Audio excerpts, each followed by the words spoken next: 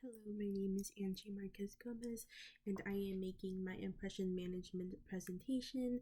I decided to make a video instead of a paper. I thought I could just go more into depth, being able to kind of express myself. I also tend to use my hands a lot when I'm speaking, so I feel like I have an easier time with that. And this assignment is specifically for my Sociology 210 class, which is strictly online. After observing myself for a week, I've decided to go with being a student at Cape Fear and also being a barista at a Barnes & Noble's cafe. Two are very different, but they are probably one of the biggest roles in my life at the moment, just because that's like if I'm not at school, then I'm at work, and if I'm not at work, I'm at school. It's one or the other, and then any time I get, I'm probably at home sleeping, if I'm being honest. So for the first question, what type of environment do you encounter when you enter each situation? When I walk into work, the first thing I kind of pick up is like, oh, is it a busy day today? What day is it? I kind of picture like how my day is going to look like, if that makes sense. Depending on what I see the moment I walk in, I kind of have an idea of what my day will look like, what my routine should be the moment I step into the cafe after I clock in. Whereas in class, it is a little more of like, I'm not too sure. Like, yes, I do have a vague idea of like the routine that my professors like to take. For example, in my biology class, I know that I am expected to have memorized material and concepts from the previous lab from the week before, and to be on a test, because we do take weekly tests. Not weekly tests, I meant quizzes. We do like a weekly quiz, just kind of see if we remember what we did last week and see if we are able to apply the concepts to the lab that we did last week. That is something I expect, but I don't really expect what's going to be on the quiz. Like, what from the lab was I supposed to take? Like, what really am I being expected to remember?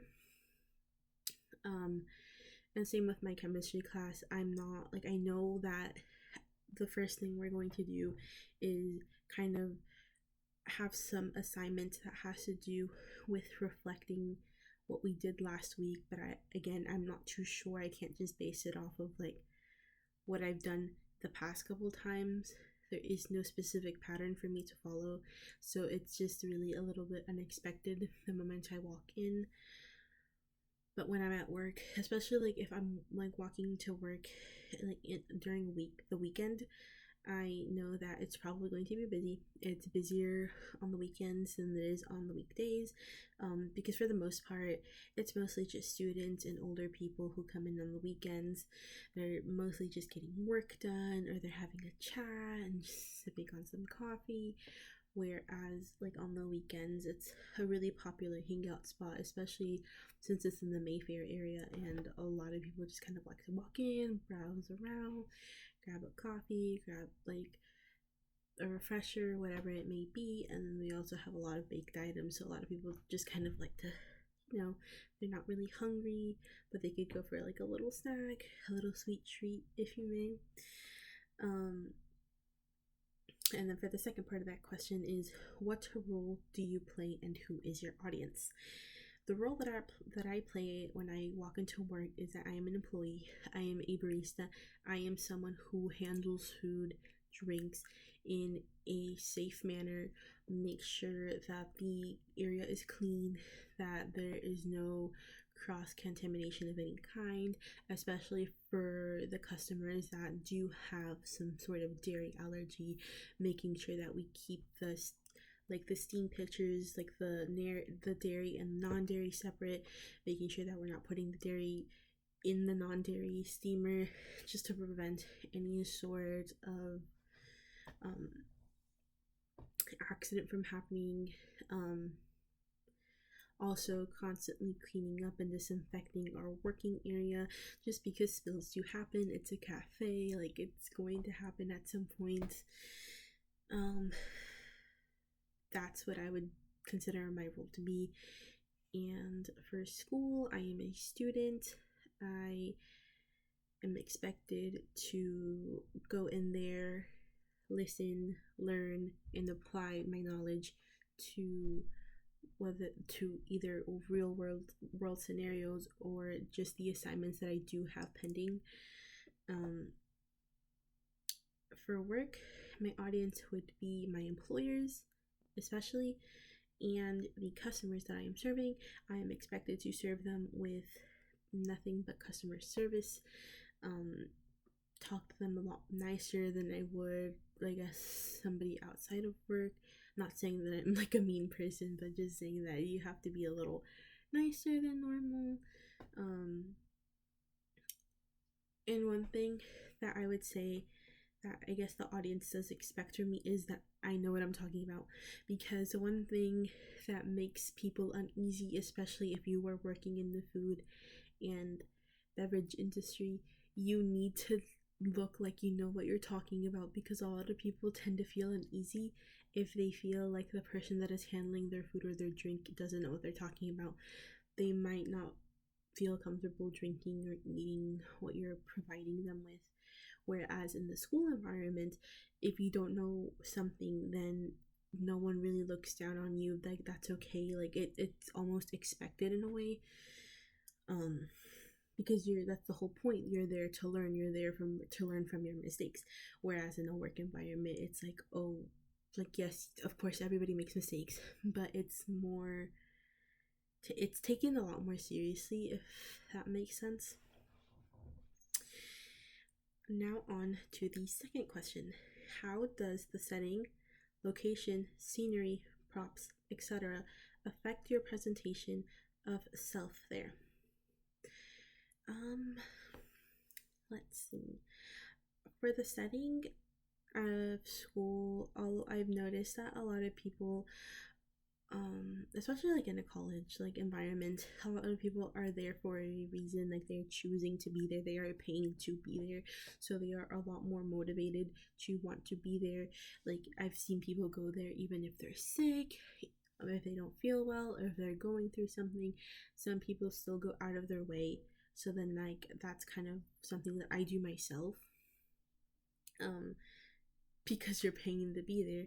So you want to come off as like, I'm a hardworking person because I am specifically working towards something, whether it be your associates in arts, associates in science, or whether you're in the nursing program, the vet tech program, or whatever other program there may be. And the scenery is, everyone's really just busy. Like, everyone's just doing their own thing.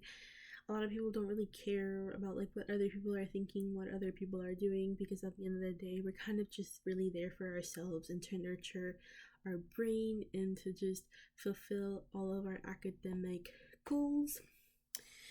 And for the setting at work, it can get a little tricky, because one thing I did notice, like, that is a little similar, is that a lot of the time, specifically in the cafe area, people are there to get work done. They're there to be productive. Because a lot of times, like, being at home, you don't feel the most productive, because you see home as like a safe space and as a place to relax, and just, especially like when you're in your bedroom, you see your bed. What do you associate your bed with? Sleep. So a lot of the times, people like to go out and be in an environment that helps them achieve productivity to a max. But the differences that I did notice in the setting, people are moving. They're moving quick. They're in and out. They're just trying to grab a coffee and go to work or do something that they need to get done. They have a lot of errands, especially like a lot of moms, stay-at-home moms. They like to just grab a coffee and go because they have their kids. They need to take them to their appointment. They need to take them to like their sport or whatever other extracurricular that they may have. scenery. For school, I don't really notice it getting chaotic. It's always been very calm. I've never felt really overwhelmed in a school, and like specifically in college environment. Everyone's just kind of there to get their work done, especially like in the library area or in the classroom area. Like nobody's really goofing off, and if they are, that's very odd because that doesn't really happen. Whereas the cafe at the Barnes and Noble, a lot of times, like I said, it is a very popular hangout spot. So many times, especially with younger audiences, they will kind of just talk out loud, and especially on the weekends, it can get pretty loud, even though cafes are typically seen as a more quiet environment. That is something. Props, obviously, there is a huge difference. There are like refrigerators, ovens, microwaves, espresso machines, steam pitchers. Everybody's wearing aprons. Non-slip shoes, that is a very big thing. Or we have mats to prevent us from slipping in case somebody doesn't have non-slip shoes, or their non-slip shoes just aren't enough to prevent slippage. There's disinfectants, there's sanitizing stations, there's sinks everywhere, dishes everywhere, coffee beans, milk, you name it, we probably have it. Whereas the props in a school is mostly just books, a designated like studying area, like for example, in the NE building at the North Campus, there's like these two little rooms where you can sit in, like, typically group settings is what it's made for group study sessions.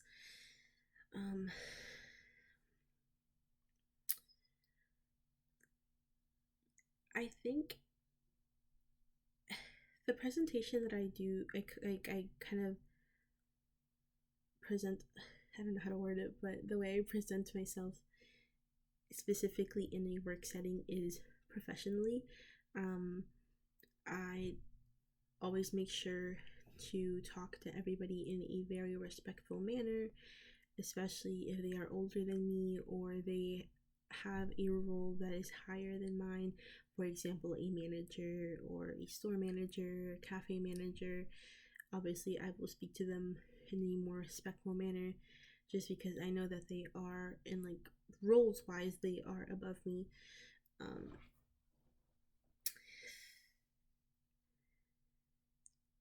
I am someone who presents myself as like kind of like a helper, like I'm there to help you. If you don't know what you want, I'm there to help you. If you're not sure what you like, I can help you narrow down to what you do know, things like that. And then whereas like in school, I am a lot more isolated, like I prefer to keep to myself. I'm not really there for anything else other than just receiving an education. So, two very different things. Obviously, I still do speak to my teachers in a respectful manner, but it's done differently. Third question: what would you identify as backstage and front stage regions for each situation? This is probably going to be one of my favorite questions.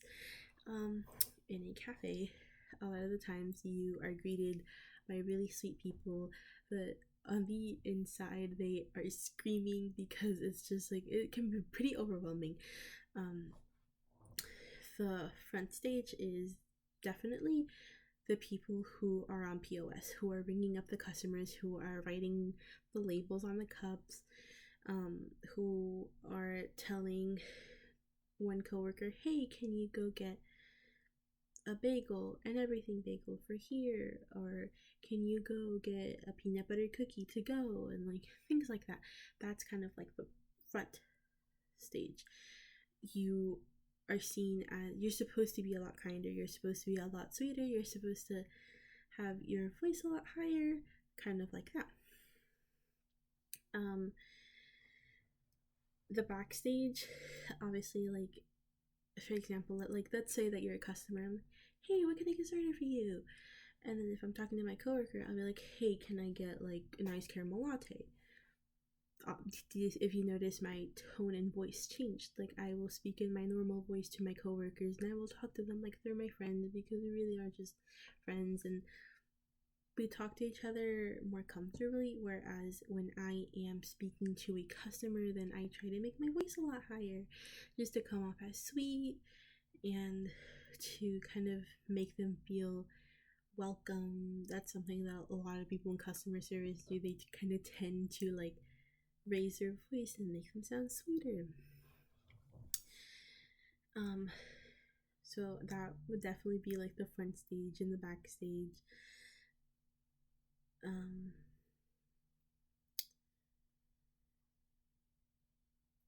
For school, this one was a little rough, I will say. It was a little hard to kind of figure out. It took me about half the week to kind of figure out what is the front stage, what is the backstage for this. I think I noticed first in my chemistry class on, I want to say, I cannot remember the day. I can't remember if it was Monday or Wednesday, but I'm pretty sure it was Wednesday. It took me a while to figure that out. Basically, the front stage in this specific example is me asking the questions to my teacher, because we were doing independent work, and just going up to her and being like, hey, I am having trouble understanding what this question is really asking me. I am really confused on the wording. Could you reword it for me if possible, or is there a way you can help me walk through this problem? That's kind of my front stage. I go up to my teacher and I ask for help, and I also tried to like keep it friendly and have little side conversations with her, just to not make it awkward. And then backstage is me panicking, freaking out, figuring out how I'm going to go up to her and ask this question. Like, oh my gosh, I don't even know what I'm reading. Like, how am I gonna ask a question that I don't even know what I'm looking at right now?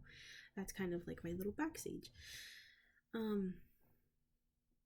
It also kind of does have to do with my classmates, because a lot of times, like, especially like the person that sits next to me, we both have a basic understanding of chemistry, but it is definitely one of those subjects that's a little harder for us to grasp and that we need to take more time on.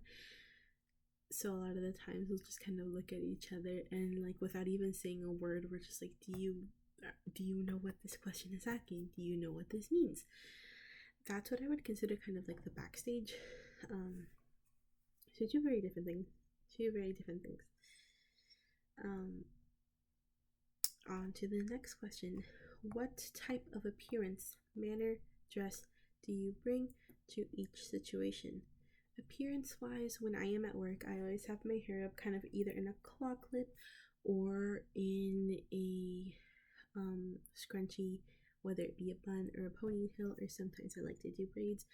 And I also wear like a little headband that just kind of holds my hair back. So I do look like an egg half of the time, but that is okay, because the whole point is to keep my hair back, especially because it's at an awkward length, and it's kind of hard for me to hold back the like smaller pieces of hair that can't really be held back.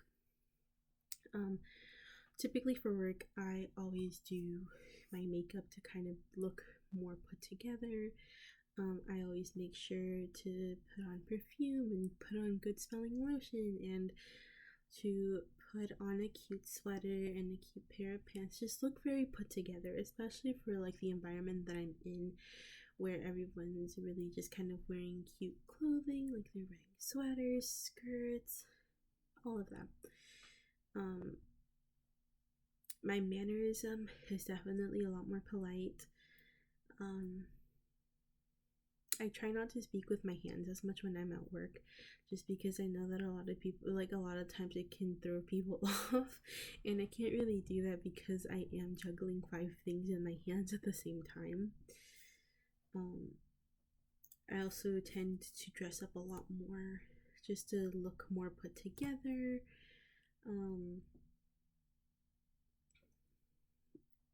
Whereas in the school environment, as a student. After like the first semester, I noticed that people don't really care. I've seen people go into school with their PJs. It doesn't matter what you're wearing as long as you show up. It's kind of the mindset that I developed after the first semester of college. I noticed, you know what? No one cares. No one's looking at me. This isn't really a fashion show, like the teachers like to say. I honestly just go whatever is comfortable to me. I mostly just wear like a t-shirt and a hoodie and pair of leggings, some jeans. I don't really do much with my hair. Sometimes I'll just let it down. Sometimes I'll put it up just to get it out of my face. But I would say I probably do the bare minimum appearance wise. Sometimes I do my makeup, sometimes I don't. But it's not something that I'm particularly concerned about what my appearance looks like. My mannerism, I do speak a lot with my hands at school, just because a lot of the times I do have a hard time expressing myself, and it helps me kind of communicate with people. For some reason, when I do talk with my hands, I feel like people are able to understand me a lot more, just because like I know what I want to say, but I just don't always know how to convey that.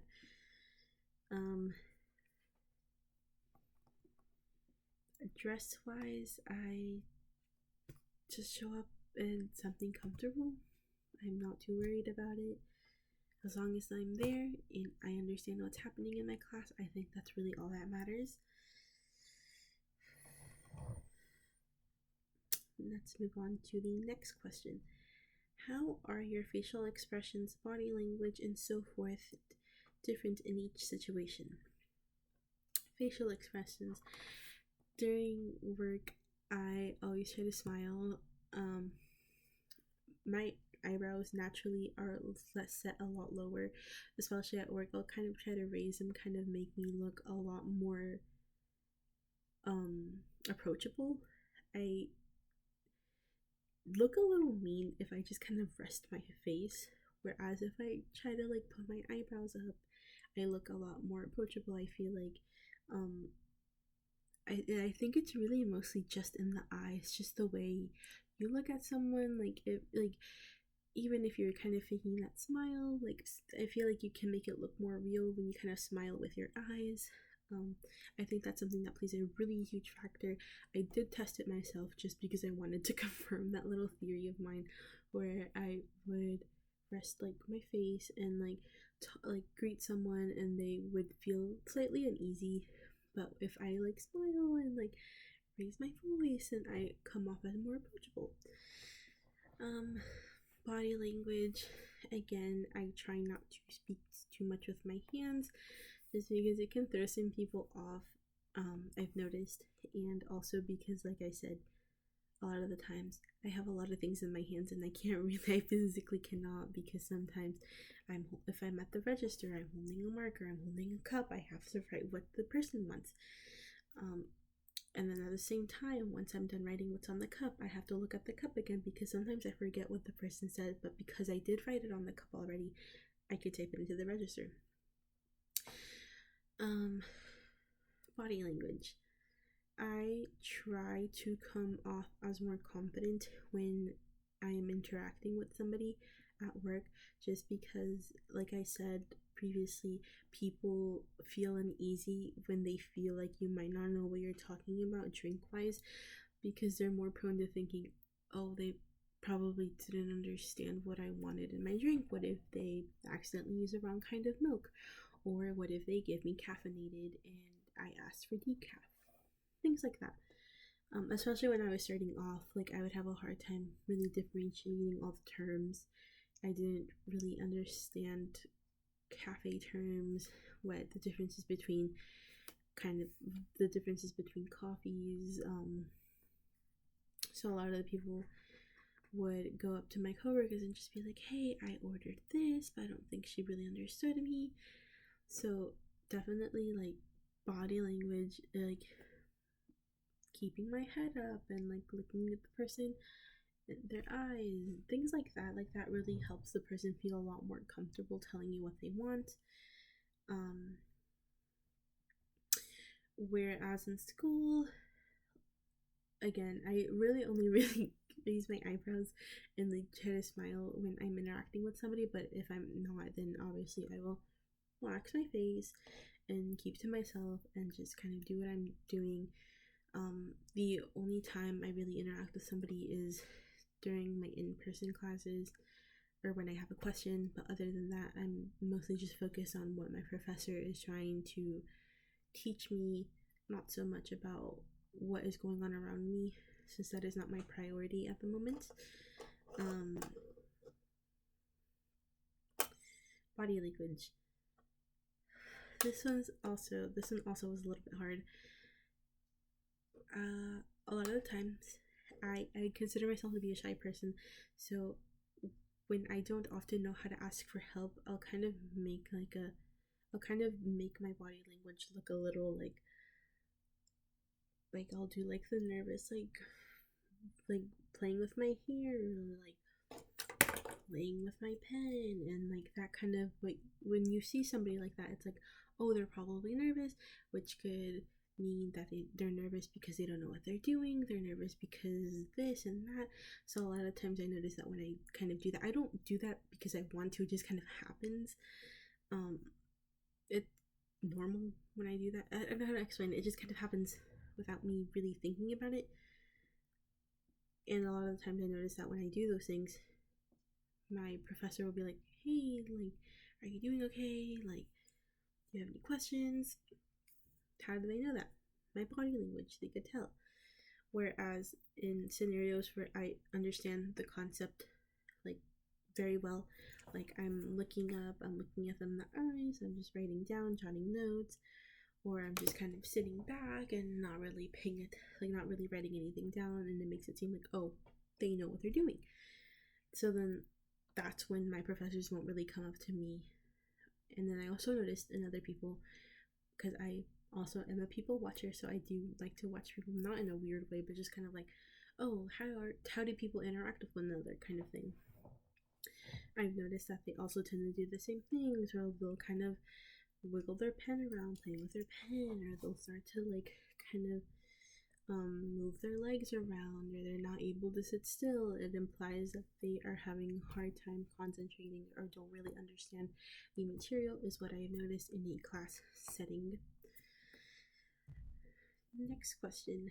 What kinds of things do you say in each situation?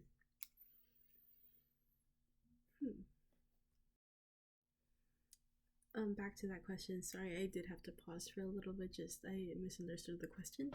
So retake 2. What kind of things do you say in each situation? In a work setting, I often am the person who is asking the person, hey, what can I help you with?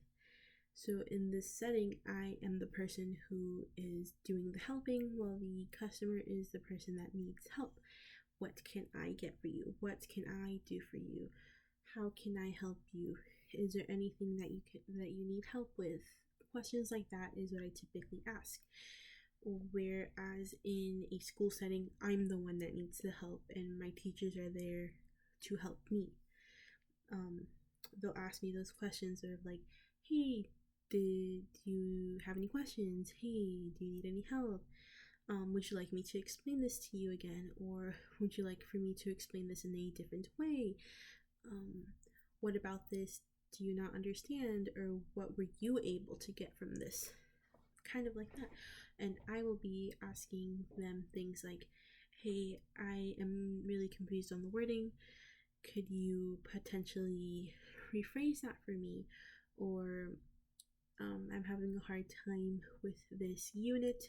Is there any way that I can stay after class so you can explain it to me one-on-one?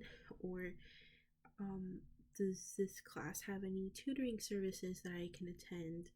And if so, what times and location would that be at? I'm typically the one that's asking questions for help. So those are kind of the things that I typically say on a day-to-day basis. I don't think I've ever had a day where I don't ask for help in a school setting. I am definitely someone who likes to make sure Like like I sometimes think one thing, but then I might misinterpret it later on. So I just kind of want to have that reassurance that, oh, okay, this is what it is. And back to the work setting, I again also do the same thing with like the customers that I'm helping. Like, okay, so just to make sure you ordered blank blank blank, just to help them also feel reassured that, hey, I understood what you were trying to say to me, and I just want to make sure that this is what you want so we don't mess it up for you. So the second to last question, how convincing are you at managing the impression you want to make on others in each of the two situations? Are there things you do and say in one situation that would be inappropriate or absurd in the other? Another question that I was really excited to answer. I would say I'm pretty convincing in a work setting, especially just because I do have the years of experience, not specifically at this job, but I have customer service customer service experience. I have experience with POS registers, like money exchange. I also have experience in retail, food.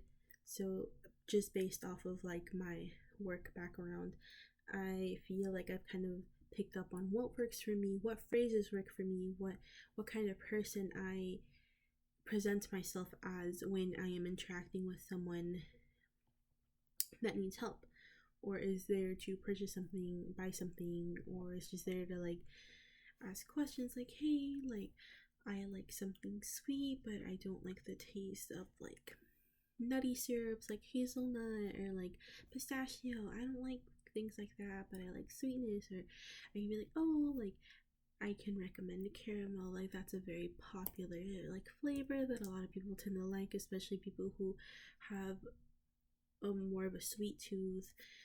And then compared to somebody who doesn't like sugar or just doesn't like the taste of it, like but also want like a lot of caffeine, I would be like, hey, I would probably recommend like an Americano, whether you can get it iced, you can get it hot, or you can honestly just do like a dark roast coffee. We can do a pour over for you if you're looking for something that's a lot stronger in taste but doesn't really have that sweetness.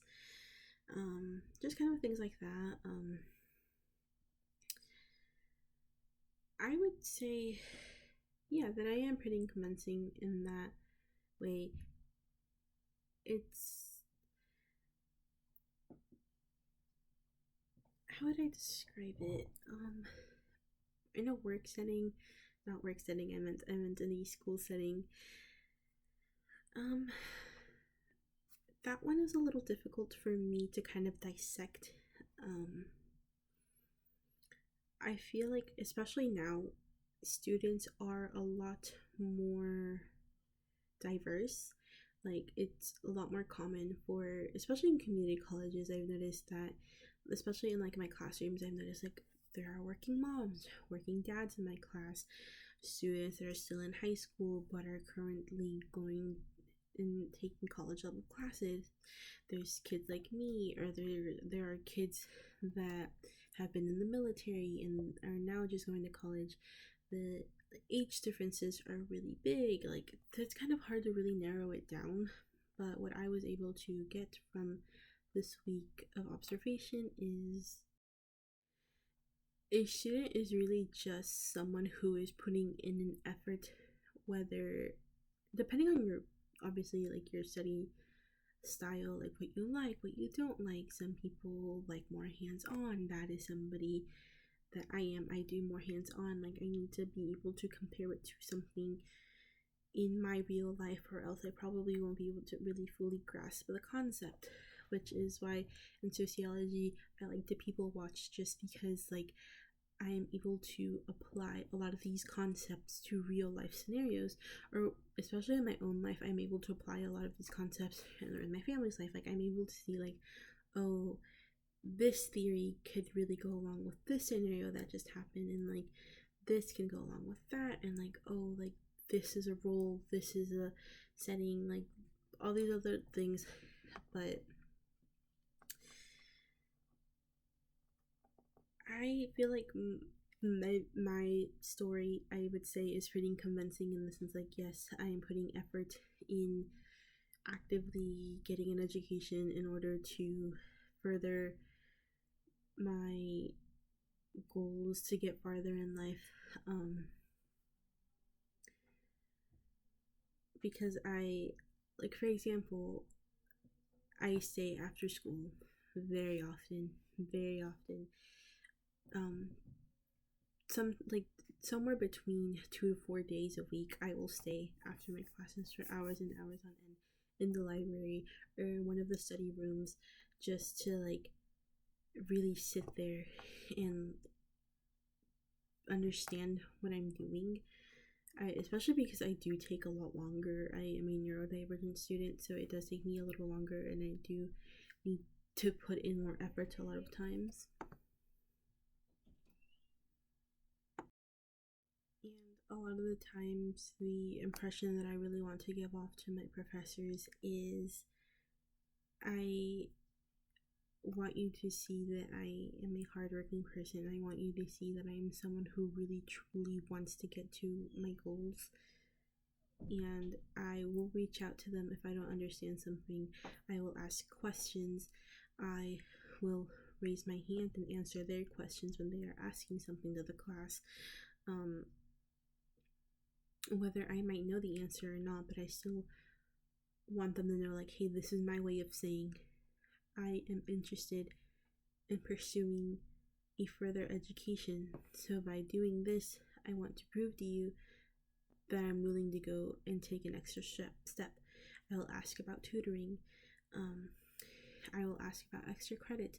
I will ask about next week's assignments. I oftentimes will be the first student in my in-person classes, and I will ask about, hey, what are we doing today? Like, oh, like, what specifically on the quiz for today are we going to heavily focus on? Or what is this lab today?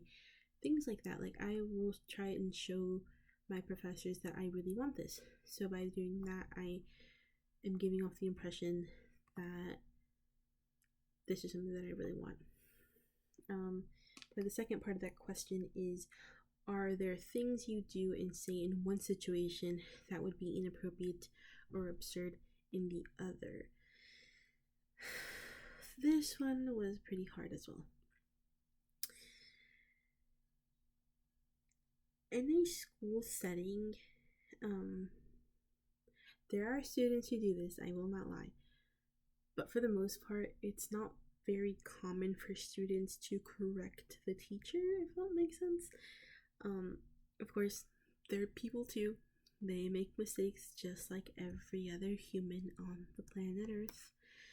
But there's always that one student who will call them out. And oftentimes it's not done in like a spiteful manner. Sometimes it's just done in like a, hey, like just in case you didn't notice, you accidentally did this wrong. It's not as common, and it's often seen as inappropriate, at least on like from the student's perspective. I can't really speak for professors, but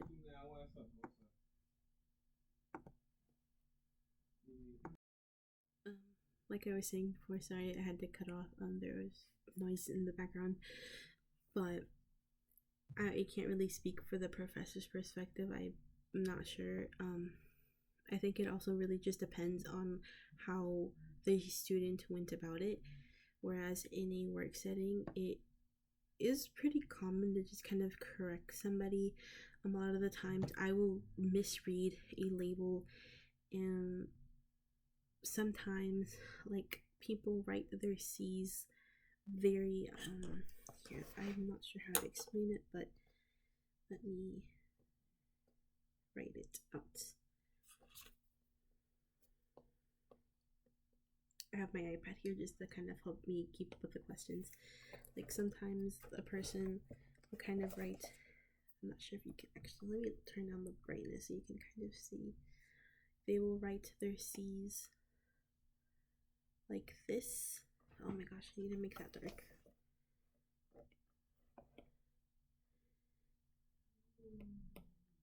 Sorry, I'm not really sure how else to explain it, so I need to show you what I'm kind of talking about.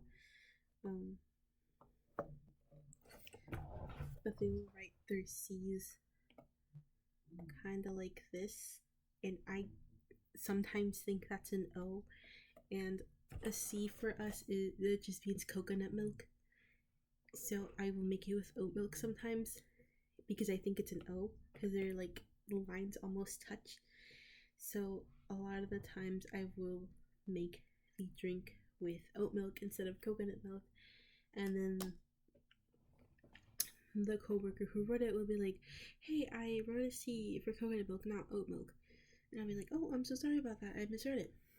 So it's pretty common for us to call each other out. It's never done in a hateful or harming manner. It's always just done in like, "Hey, I'm just saying this so we can prevent an issue from happening. We might not know that that person might have an allergy to oats. I'm not sure if that's a thing, but if they have an allergy, or if it's really just a preference, or it might be a dietary thing where maybe they can only really consume that kind of milk, or they just might not really like the taste of it. Things like that. Let me go back to my questions.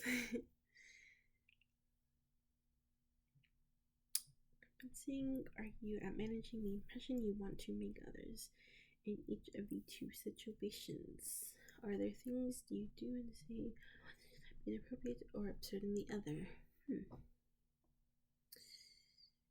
I guess one thing that would be really weird if I did at work was raise my hand if I had a question, which is that's really common in a school setting as a student. Professors would prefer for you to raise your hand and wait for them to kind of acknowledge you and for them to kind of give you like the okay to ask your question or just say what you need to say. Whereas in a work setting, it's kind of like, oh, you just kind of say it. You don't really need to ask for permission. That would be really absurd. I haven't seen anyone do that just yet. Who knows? I might. Final question. Who are you in each situation? Do you present a slightly different version of yourself in each, and why? I would really say that my personalities are very different. I mean, obviously I keep the same personality, but it's just like certain features of my personality are a lot more present in one situation than the other.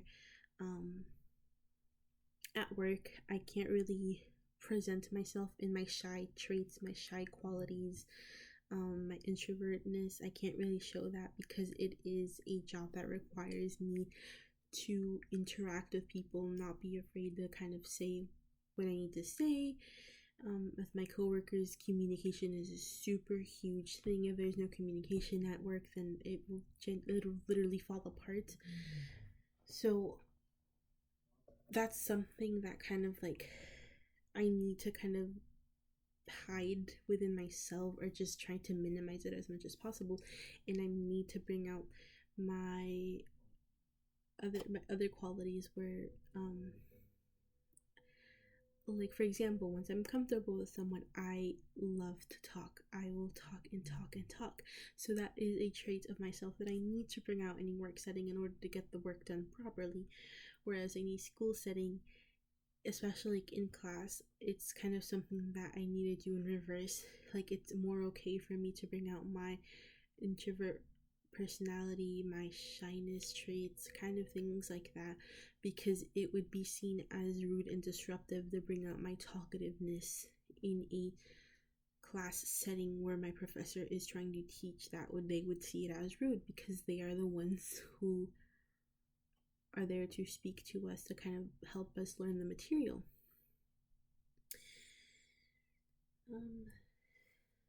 Why do I do that? I think in this case it is pretty self-explanatory. Like I did mention, in a work setting, communication is key. A lot of the times, if there is a lack of communication, the work will not be done properly, and it can lead to a situation that could potentially escalate. Whereas in a school setting, it is seen as something slightly more disruptive, especially in class. Please let me know if you need anything more from this video. I am willing to hear any feedback. I love feedback. That is it. That is it for my video. Thank you.